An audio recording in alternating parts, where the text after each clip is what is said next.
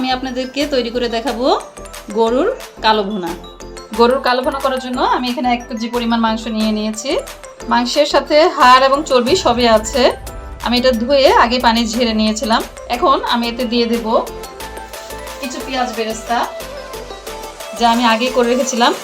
পেঁয়াজ বেরেস্তার লিঙ্কটা আমার ইউটিউবে দেওয়া আছে, আপনারা ওখান থেকে দেখে নেবেন কিভাবে মচমচে পেঁয়াজ বেরেস্তা করা যায় এবং দীর্ঘদিন সেটা ভালো রাখা যায়। তো পেঁয়াজ বেরেস্তা দেওয়া হয়ে গেছে। পরিমাণ কাঁচা পেঁয়াজ এতে আমি দিয়ে দেব। এখন দিয়ে দেব 1 চামচ আদা বাটা, 1 চামচ রসুন বাটা, সামান্য পরিমাণ লবণ, একটু জিরার গুঁড়া, একটু ধনিয়ার গুঁড়া দিতে হবে, একটু মরিচের গুঁড়া দিব, হলুদের গুঁড়া দিব খুব সামান্য পরিমাণ। হলুদের গুঁড়াটা খেয়াল রাখতে হবে যে সামান্য পরিমাণ যেন হলুদের গুঁড়া হয়। এর মধ্যে এখন আমি দিয়ে দেব কিছু আস্ত মশলা। এটাকে আমি এখন মেখে নেব। মাংসগুলো মেখে আমি আধা ঘন্টার মতো রেখে দিয়েছিলাম। এখন আমি এটা চুলায় বসিয়ে দিয়েছি।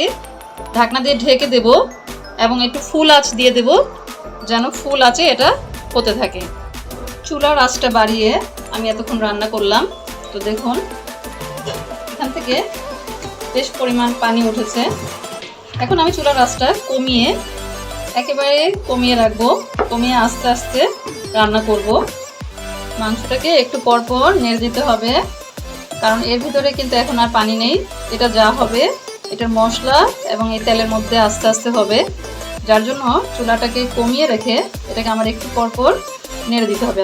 মাংসটা খুব সুন্দর আস্তে আস্তে কালো হয়ে আসছে। মাংস প্রায় সিদ্ধই হয়ে এসেছে। এখন আমি এতে দেব 1 টেবিল চামচ পরিমাণ সয়া সস, আর সাথে দেব একটু কালি জিরা। কালি জিরাটাও 1 চা চামচ পরিমাণ দেব। দিয়ে এখন আমি এটাকে নেড়ে চেড়ে আবার রান্না করব। মাংসের কালারটা দেখুন কি সুন্দর হয়ে এসেছে। এখন আমি এটাকে একটু বাগার দিয়ে নেব।